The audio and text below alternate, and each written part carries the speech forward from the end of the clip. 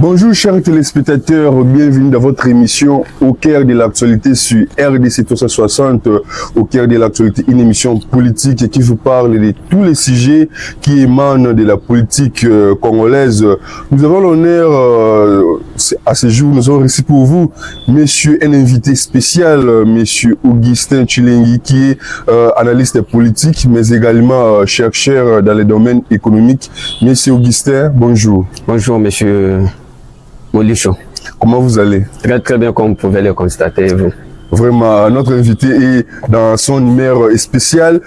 Avec monsieur Augustin, nous allons parler des deux sujets qui fait la une de l'actualité politique congolaise. Nous allons parler du dialogue RDC et les rebelles du M23, un dialogue avorté à Luanda, mais également la formation du gouvernement d'union nationale est-il nécessaire? Donc c'est avec ces deux thématiques que nous allons évoquer tout au long de cette émission. Monsieur Augustin Tshilingui, dialogue avec les rebelles du M23, AFC, est-il nécessaire pour retrouver la paix en RDC? Déjà que aucune nation au monde ne peut se permettre d'entamer de quelconque dialogue avec des terroristes. Donc je trouve qu'il n'était pas nécessaire que ces dialogues aient lieu. D'ailleurs, ce n'est pas pour dire que je suis contre le dialogue avec le M23, mais plutôt je m'aimerais à ce que, en tant que nation, la RDC puisse se mettre autour de la table avec la République du Rwanda. Parce que ce sont eux non, qui avec sont les rebelles. Ce sont eux, mais ces rebelles-là, qui faisait de ces rebelles? Nous le savons tous. Tout a été démontré noir sur blanc que ces terroristes ne sont qu'un instrument que la République du Rwanda a essayé de nous brandir pour dire que non, c'est une affaire congolaise. D'où la nécessité d'avoir ces dialogues avec les terroristes, je n'en trouve pas. Mais plutôt, je trouve qu'il y a une nécessité de dialoguer avec le gouvernement rwandais. Monsieur Augustin, est-ce que dialoguer avec les rebelles du M23 AFC serait-il un signe de faiblesse pour la République démocratique du Congo? Déjà que je vais le rappeler ici, je ne suis pas porte-parole du président de la République. Le président lui-même a tapé sur la table pour dire il n'y aura jamais de négociations directes avec le rebelle du M23 qu'il a qualifié de pantin. Le président a bien vu qu'ici il y a négociation, bien sûr, avec leur maître. Et leur maître, c'est qui? C'est Kagame. Donc, récemment, le chef de l'État, le gouvernement congolais a approuvé de dialoguer avec les rebelles à Luanda. Comment vous disiez encore que le chef de l'État c'est là où les gens ne comprennent pas que nous avons pour la toute première fois un président stratège. C'est là où c'est-à-dire quand vous dites un président stratège, c'est-à-dire un président qui il y a la maîtrise parfaite de la situation qu'il est en train de conduire. Le président lui-même avait fait savoir au président Ancolé Joao Lourenço que ces gens-là n'ont pas un cahier de charges qu'ils viendront mettre sur la table. La preuve en est qu'ils viendront avec un discours indirect, un discours provenant de leur maître. Et c'est ces discours-là qu'ils viendront, ce sont ces revendications-là que ces personnes-là viendront mettre sur la table. D'où la nécessité de causer directement avec le maître que d'appeler ces pantins-là et s'asseoir avec eux autour de la table. Donc la stratégie de Tshisekedi, en acceptant d'envoyer une délégation au Luanda, le président dans sa stratégie, dans sa vision, savait déjà que ces gens-là ne répondront jamais à cette invitation. Et la preuve en est que hier, les dialogues devraient avoir lieu, mais fort malheureusement, les pantins nous ne sont pas présentés à Luanda. Monsieur Augustin, selon vous, qui peut être, s'il y aura un probable dialogue avec ces rebelles du M23, elle s'est soutenue par le Rwanda, quelles seraient les recommandations du gouvernement congolais face à ces rebelles? S'il y aura évidemment un dialogue un jour. Mais moi je pense que les recommandations du gouvernement congolais ont été déjà formulées dans le processus de Nairobi et dans le processus de Luanda. Donc dans ces processus-là, tout est clair. Donc, si le M23 accepte, ils ne doivent que se conformer à ces deux processus, surtout les processus de Nairobi. Que dit le processus de Nairobi? Les processus de Nairobi commencent d'abord par imposer à ces groupes armés de faire quoi? De se désarmer, désarmement et cantonnement. Ils doivent être cantonnés. Et c'est là où il y a le problème parce qu'ils savent que s'ils sont cantonnés, ils seront identifiés et on saura que ce n'est pas un problème congolais, c'est un problème rwandais. Parce que après identification, les Congolais comprendront que nous étions face aux Rwandais et non face aux Congolais. Ok, nous étions face aux Rwandais, non face aux Congolais. Les rebelles du M23 FC ont boycotté leur présence à Luanda pour les dialogues pour suite plutôt aux sanctions infligées par l'Union européenne. Quelle est votre lecture face à ces refus de dialoguer suite aux sanctions de l'UE? Mais ma lecture est simple. Je venais tout à l'heure de vous dire que nous avons pour la toute première fois eu un président très stratège, un président visionnaire, bien qu'il y a une inconscience totale dans le chef des Congolais, qui n'arrive pas à comprendre qu'ils ont au moins pour cette fois-ci un Moïse pour les libérer. Donc le président savait déjà que même si on envoyait une délégation à Luanda, les pantins du M23 n'allaient pas se présenter. Alors ma lecture suite à ces refus et que c'était une fuite en avance. Pourquoi? Parce que nous avons appris que le président, leur maître, s'est rencontré avec le président Tshisekedi dans la soirée au Qatar. Là, c'est une victoire pour Tshisekedi qui ne voulait pas négocier avec ces gens et qui voulait négocier avec leur maître. Et ils ont compris que le maître ira négocier le soir. Donc nous n'aurons pas de cahier de charges que nous irons soumettre à la délégation congolaise. Tant mieux laisser notre maître aller d'abord négocier avec le président Tshisekedi. Et puis, ce qu'il viendra nous dire, nous pouvons cette fois-ci accepter d'aller négocier. Donc, nous comprenons là que c'est une coquille vide, comme le président l'a bien senti, et cette coquille vide n'avait pas de propositions nécessaires à faire à la délégation congolaise qui s'était déplacée au Luanda. C'est la raison pour laquelle ils se sont cachés derrière les sanctions, alors que les sanctions n'ont rien à voir avec leur déplacement à Luanda. Ah, monsieur Augustin, pensez-vous que les sanctions européennes auraient de l'impact concret envers ces rebelles du M23 FC? Mais ces sanctions-là... C'est juste une flatterie européenne. Ce n'est pas une mascarade, ce n'est pas une flatterie européenne, parce que ce que les Congolais oublient est que ça fait plus de 30 ans que cette guerre nous est imposée injustement par le Rwanda, et depuis tout ce temps, le Rwanda n'acceptait pas qu'il était derrière le massacre perpétué dans la partie est de notre pays. Mais le fait pour Kagame d'accepter d'aller négocier avec le président Tshisekedi prouve insuffisance que c'est lui qui est derrière les massacres. Et quant aux sanctions, ni étaient ces sanctions, parce que dans les sanctions, là où Kagame s'est senti vraiment touché, c'est quand il a appris que sa fameuse usine de raffinerie de l'or a été aussi frappée. Et c'est là la fragilité de l'économie rwandaise. Et connaissant qu'actuellement qu'il n'a pas de partenaires qui peuvent lui venir en aide et que son pays n'est pas à mesure de vivre en autarcie, Kagame ne pouvait que fléchir les genoux devant ces sanctions. Donc les sanctions sont en train de produire des effets positifs pour la République démocratique du Congo. Et là, il faut saluer la diplomatie agissante de son Excellence Félix-Antoine Tshisekedi, que les gens ont qualifié dans le temps d'un oiseau voyageur, mais aujourd'hui, nous sommes en train de voir que nous avons des résultats escomptés de ces différents mouvements et ces différents...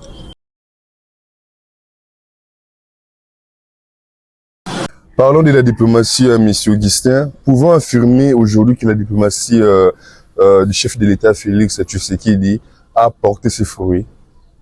Mais je pense que vous, en tant que journaliste, avant de poser cette question, vous êtes d'abord satisfait de cette diplomatie, parce que avec vos autres collègues, lorsque le président effectuait ces différents voyages, les gens étaient en train de lui qualifier de tout bon. Mais aujourd'hui, ils ont compris que la nation congolaise a été remise au centre des discussions dans toutes les sphères internationales. Les sanctions que vous venez tout à l'heure d'évoquer ne sont pas un fruit du hasard. mais ce sont les efforts de cette diplomatie agissante. Là, il faudrait aussi remercier notre vaillante dame, Maman Wagner Kayibwamba, qui a aussi joué un rôle très significatif dans cette réussite de cette diplomatie. Ça fait plus de 30 ans qu'on tue au Congo. Mais nous n'avons jamais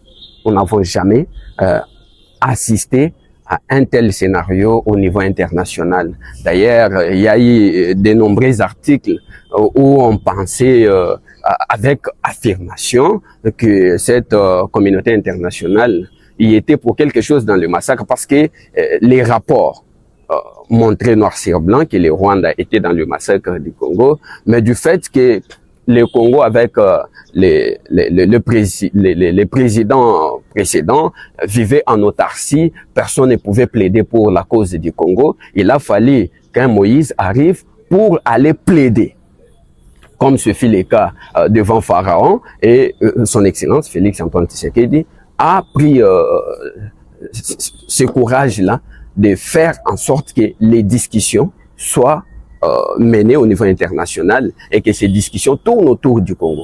Il y a certains opposants qui fustigeaient à l'époque le déplacement récurrent du président Félix. Jusqu'à présent, d'autres fustigent cela. Qui direz-vous à tous ces opposants? Vous savez, quand vous êtes dans un bateau en train de vous déplacer pour aller peut-être quelque part, vous, en tant que passager, vous n'êtes pas au courant de ce que le capitaine du bateau est en train de voir et comment il conduit le bateau. Vous pouvez faire des bruits, mais si sa moindre erreur est commise, vous tous, vous pouvez risquer vos vies. D'où il faudrait laisser à quelqu'un qui a la charge de conduire le bateau, qui a une vision, qui est stratège, les laisser libres. Les restes là, ce sont des bruits. D'ailleurs, moi, je ne m'occupe pas de ces différents bruits-là qui se fait par-ci, par-là, parce que je comprends la vision et la stratégie que la personne avait mis en place. Nous disons souvent dans des termes économiques qu'il est impossible à l'ère actuelle où on parle de la globalisation et de la mondialisation, de penser qu'un pays peut vivre en autarcie, c'est-à-dire qu'un pays peut s'autosuffire lui-même. Ce qui n'était pas le cas. Il a fallu qu'une personne qui maîtrise les affaires étrangères, qui maîtrise la diplomatie, puisse prendre le bâton en main. Et voilà, nous avons des résultats positifs. Oui, pour tourner ce chapitre, nous allons prendre une dernière question, M. Augustin. Pensez-vous que la médiation angolaise sous l'égide du président Lourenço pourrait ramener la paix définitive dans la partie Est, ou cette médiation semble échouer? Bon, dire que la médiation a échoué, ça serait peut-être une erreur de ma part, dans la mesure où on peut constater l'échec d'un processus que lorsque le processus est fini, aussi longtemps que le processus de Luanda est en cours, je ne peux pas prédire l'échec, mais l'échec viendra si et seulement si l'échec pouvait venir si et seulement si Kagame n'acceptait pas que c'était lui le maître de ces pantins. Mais comme il vient d'accepter à la face du monde que c'est lui le mentor de ces pantins du M23 et de l'AFC, donc je pense que ce processus aboutira quand même à quelque chose, bien que Kagame a souvent tendance à dénigrer, a souvent tendance à remettre en cause les différentes résolutions qui ont été prises pour la paix. Merci beaucoup, M. Augustin. Je vous rappelle, on a reçu pour vous M. Augustin Chilingi, qui est analyste politique, mais également chercheur dans les domaines économiques. Monsieur Augustin, nous allons évoquer notre second sujet relatif à la formation du gouvernement d'union nationale. Je voulais savoir, M. Augustin, le gouvernement d'union nationale annoncé récemment par le chef de l'État, cette formation du gouvernement d'union nationale, est-il nécessaire selon vous?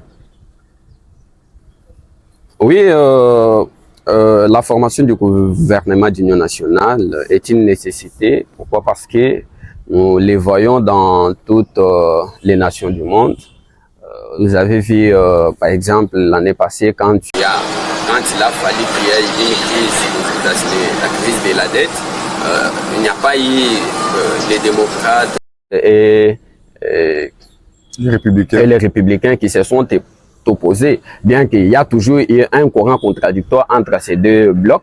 Mais pour l'intérêt de la nation, ces gens-là se sont mis d'accord, ils se sont mis ensemble, ils ont travaillé sur un plan. Chacun a proposé des pistes et des solutions et voilà, nous ne sommes pas aboutis à une crise. Pourquoi pas pour le Congo? C'est au Congo où les gens pensent que quand il faut se mettre ensemble, ce n'est que pour un partage de pouvoir, pour profiter des bénéfices du pouvoir. Or, quand le président, je me rappelle, c'était le 25 février de cette année, quand le président a tendu la main, moi je pensais qu'on devrait normalement voir des personnes qui se disent, qui sont amoureux de ces pays, qui se disent, qui sont souciés du vécu quotidien de la population, aller rejoindre la main tendue du président de la République et former une coalition si forte, et pourquoi pas conduire le pays à une paix durable, si réellement nous nous battons pour l'intérêt de ces pays. Connaissant les hommes politiques de notre pays qui souvent cherchent toujours leurs propres intérêts au lieu de l'intérêt de la nation tout entière, est-ce que vous pensez que ce gouvernement d'union nationale pourrait avoir un impact social? Pour que ce gouvernement d'union nationale ait un impact social, il faudrait d'abord que le président lui-même puisse faire un bon casting. C'est-à-dire mettre la personne qu'il faut à la place qu'il faut. Et ne pas aller dans les spéculations inutiles, mettre des personnes incompétentes. Là, on n'aboutira à rien. Et si le président parvenait à travers ses différents services, parce qu'il est la personne la mieux informée dans la République, s'il parvenait à faire un bon casting, je pense que le gouvernement apportera un effet positif. Mais dans le cas contraire, si on rentre dans les histoires que nous avons vécues avec FCC Gage, Union Sacrée, je pense que nous allons, au lieu d'avancer, nous allons encore retomber dans les histoires un peu inutiles. Pensez-vous que ce gouvernement d'union nationale pourrait renforcer l'unité et la cohésion nationale? Mais c'était ça le but. Dans ces moments de guerre. C'était ça le but quand le président a vu que non, le pays était en danger. Il a fait appel à toutes les forces vives. Il a fait appel à toutes les forces vives. Et si réellement nous sommes nationalistes, si réellement nous aimons ces pays, nous devrions répondre à cet appel, se mettre la main dans la main et combattre l'ennemi, bouter l'ennemi hors d'état de nuire. Mais fort malheureusement, ce n'est pas le cas avec nos politiques. Et c'est là où j'appelle à la conscience. Là où j'appelle à la conscience des Congolais. Nous sommes un peuple inconscient jusqu'à preuve du contraire. Il suffit qu'une personne avec des miettes vienne vers nous et qui nous dise qu'il est homme politique. Nous avons vu, j'ai vu des personnes qui pour nous étaient des modèles quand on était trop petits. Mais fort malheureusement avec cette affaire de la création rwandaise, j'ai vu des personnes qui inspiraient dans les temps, ils n'inspirent plus. Je peux me permettre ici de citer, mais fort malheureusement pour des raisons de sécurité, je ne citerai pas les noms des gens. Il y a des personnes des partis politiques qui ont rejoint l'AFC de Nanga. Et si réellement c'était des personnes qui se battaient pour les intérêts de la population, je ne pense pas que ces gens-là allaient accepter de tuer ses propres frères, ses propres sœurs pour des intérêts égoïstes.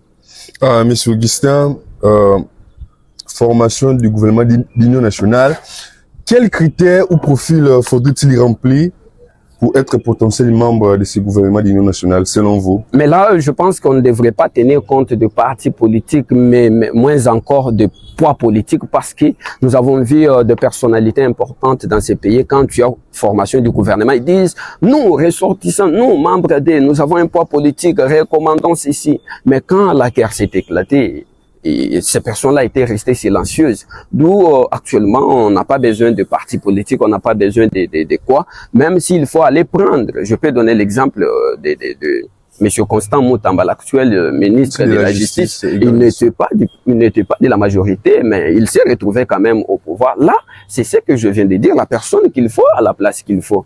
Vous voyez? Donc, il faudrait chercher, faire un bon diagnostic dans la population. Nous sommes tellement nombreuses et il y a des personnes compétentes en matière de finances, en matière de gestion de la chose publique qu'il faudrait détecter et ramener au gouvernement et non nous faire des histoires là fallacieuses de poids politiques et des partis politiques. Nous en avons marre. Monsieur Augustin, l'opinion publique estime que la formation du gouvernement d'union nationale pourrait renforcer renforcer le pouvoir du chef de l'État ou sa longévité pour les prochaines ou la prochaine élection présidentielle en 2028. Partagez cet avis? Si je partage cet avis, j'entrerai aussi dans cette inconscience du peuple congolais. Pas tous dans leur globalité, mais l'inconscience est à 90%. Pourquoi je dis cela? Quand il faut sauver une nation, l'exemple simple que je peux te donner est que toi et ton voisin, ou toi et ton frère, vous êtes en conflit, vous vous êtes chamaillés. Vous êtes de retour à la maison, vous trouvez que votre maison est en feu. Vas-tu refuser d'accompagner ton frère pour puiser de l'eau et éteindre cette flamme-là de feu sous prétexte que vous vous étiez chamaillés hier soir? J'ai dit non, c'est le même contexte actuellement. On peut avoir des divergences, on peut avoir des points de vue divergents, mais quand il s'agit de l'intérêt de la nation, les gens ne comprennent pas vraiment. Certains pensent qu'ils veulent rassembler tout le monde pour qu'ils puissent s'asseoir encore sa légitimité. Mais c'est ça le mal. La légitimité d'un pouvoir. Il y a un intérêt politique caché. La légitimité d'un pouvoir, ce n'est pas un groupe de personnes qui les donnent. La légitimité d'un pouvoir vient du peuple. C'est le peuple qui doit accepter, qui t'ait donné cette légitimité-là à travers, bien sûr, son expression lors des élections. Donc, cette question-là de légitimité, c'est une question pour des personnes inconscientes dans cette période de crise que nous faisons face. Nous devrions normalement mettre de côté nos divergences, répondre à cet appel, résoudre d'abord la question de la crise. Une fois la question résolue, là, on peut maintenant penser à autre chose. Mais aussi longtemps que l'ennemi est dans notre maison, on ne peut pas continuer à se chamailler pour de diverses raisons. Donc, je trouve que ceux qui estiment que c'est pour renforcer le pouvoir du président Tshisekedi, ils se trompent entre la personne de Tshisekedi et l'intérêt de la République. Ici, nous parlons de la République et non de la personne de Tshisekedi, parce que Tshisekedi finira par partir, la République restera, ce pays restera. Rapidement, est-ce que, selon vous, quels sont les ministres qui peuvent revenir dans ces prochains gouvernements d'union nationale, selon vous? Je ne serai pas... Selon la compétence que vous avez observée... Moi, à mon humble avis, je ne serai pas en train de faire leur publicité, mais je peux au moins retenir des personnes. Qui sont ces personnes? Des personnes, mais aussi changer les postes de certains. On peut savoir c'est des personnes? Oui, mais je vous ai cité ici notre héroïne, Madame Wagner Kaikwamba, la ministre des Affaires étrangères. Je venais aussi de citer Monsieur Constant Moutamba. Voilà les deux personnes pour qui je peux pour l'instant m'arrêter. Mais alors, au niveau, Bimba. mais Jean-Pierre Bimba. C'est pourquoi je vous ai dit, on peut changer aussi les postes de certains ministres. Ah oui. Mais au niveau, par exemple, de finances, nous avons des personnes compétentes qui sont écartées injustement. Là, je peux citer Monsieur Ted Belechai, quelqu'un de très compétent, quelqu'un de la bonne gouvernance, mais à cause de cette volonté-là de vouloir servir son pays en ne mettant de base de bonne gouvernance comme son mode de vie, il est écarté injustement. C'est là où je dis que le président devrait faire un bon casting. Dans l'union sacrée a un problème selon vous? Certainement, parce que vous savez que les têtes faibles n'aiment toujours pas les têtes fortes. Vous trouverez que des personnes qui peuvent aider ces pays sont écartées injustement. Nous allons y revenir dans les prochains numéros où nous allons évoquer l'union sacrée et son impact dans la vie sociale et politique du pays. Monsieur Augustin, quel message lancez-vous aux populations victimes des atrocités rwandaises dans la partie est du pays qui vous suivent en ce moment?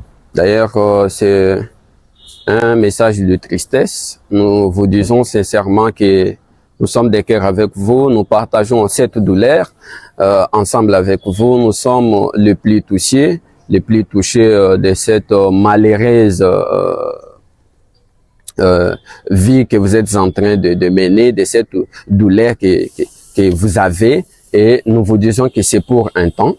Bientôt, ça va finir et vous serez dans une paix totale. Nous sommes des cœurs, nous vous soutenons dans tout notre moyen possible nous faisons de notre mieux pour vous rendre très heureux et nous sommes fiers de vous. Nous sommes fiers d'être unis et d'être appelés Congolais. Juste une dernière question d'un téléspectateur qui nous est parvenu. Le chef de l'État avait récemment dit, ou dans les années passées, il disait que il pourra jamais se rencontrer avec Monsieur Kagame. S'ils peuvent se rencontrer, ça serait seulement au ciel. Mais on est surpris de voir une rencontre secrète à Doha au Qatar. Selon vous, quelle est l'image de cette rencontre? Ça donne quoi? Ça renvoie à quoi? Voilà, je pense que le téléspectateur peut-être j'ai d'abord beaucoup d'estime pour lui et pour sa question, mais nous devons éviter de faire des confusions. Lorsque le chef de l'État avait dit ça, on dit souvent qu'un texte hors de son contexte devient un prétexte. C'est-à-dire, il faudrait contextualiser dans quelles circonstances le président avait dit cela et de quelle rencontre s'agit-il. Voyez? Et quand le président avait parlé de ça, c'est genre Kagame lui invite à aller participer dans une cérémonie, là c'est mon analyse à moi, dans une cérémonie organisée au Rwanda, une cérémonie où le président Tshisekedi. Mais ici, nous savons tous que tous les conflits au monde, c'est fini toujours par se résoudre avec des dialogues et des négociations. La preuve, aujourd'hui, tu peux me dire que le président Poutine ne peut pas rencontrer le président Zelensky pour résoudre la question des conflits russo-ukrainiens? Je ne pense pas. Donc, le président Tshisekedi a répondu à l'invitation de l'émir du Qatar et le président Kagame. Le souci de Tshisekedi était de faire voir au monde que Kagame qui nous agresse, a finalement reconnu que c'est bien lui l'agressé. Mais les gens ne comprennent pas. Les gens ne comprennent pas comment on vous amène quelqu'un qui vous agresse. Mais vous voulez encore attaquer la personne? Non, il avait dit que non, c'est seulement au ciel que nous allons nous rencontrer. C'est juste, alors que c'est une victoire. Là, les Congolais devraient applaudir Tshisekedi pour dire que non, cette fois-ci au moins, Kagame a reconnu que c'est lui l'agresseur de notre pays. Donc, essayons de contextualiser chaque mot qui sort de la bouche de tout un chacun d'entre nous. Contextualiser chaque mot. Monsieur Augustin, nous sommes déjà presque à la fin de cette émission. Nous aimerions vous recevoir prochainement pour parler d'une question très importante également, une question économique. Hein. Nous voyons les taux d'échange en RDC depuis des décennies, ça reste instable. En tant que spécialiste en économie, en tant que chercheur également, vous allez expliquer à l'opinion nationale et internationale quels seraient les mécanismes que l'État doit mettre en place pour stabiliser notre monnaie. Donc là, on va vous recevoir déjà, si tout va bien, la semaine prochaine pour parler de cette thématique. Monsieur Augustin, quel est votre mot pour cette émission au cœur de l'actualité qui vous a reçu aujourd'hui? Bon, c'est un mot d'enthousiasme, un mot de sentiment de joie, de voir les jeunes aujourd'hui en train de se propulser et faire de la préoccupation congolaise leur, accepter la situation du Congo et le mettre avant toute autre préoccupation. Donc, je ne peux que remercier RDC 360 oui, pour ces initiatives, mais également pour l'invitation qu'il a lancée à ma modeste personne. Je suis vraiment très ravi et je vous remercie pour votre pertinence dans notre échange. Je vous remercie aussi, je remercie la chaîne qui m'a reçu, je suis très ravi. Merci beaucoup, monsieur Augustin. On rappelle que vous êtes analyste politique et chercheur en économie. Monsieur Augustin, on était très heureux de vous recevoir aujourd'hui dans nos plateaux. Chers téléspectateurs, merci de nous avoir suivis. Sur RDC 360, n'oubliez pas de vous abonner massivement dans notre chaîne YouTube RDC 360, de suivre toutes les actualités sociopolitiques qui vous sera diffusée dans les prochaines semaines, dans les prochains jours. Merci de nous avoir suivis. Prenez bien soin de vous et à la prochaine.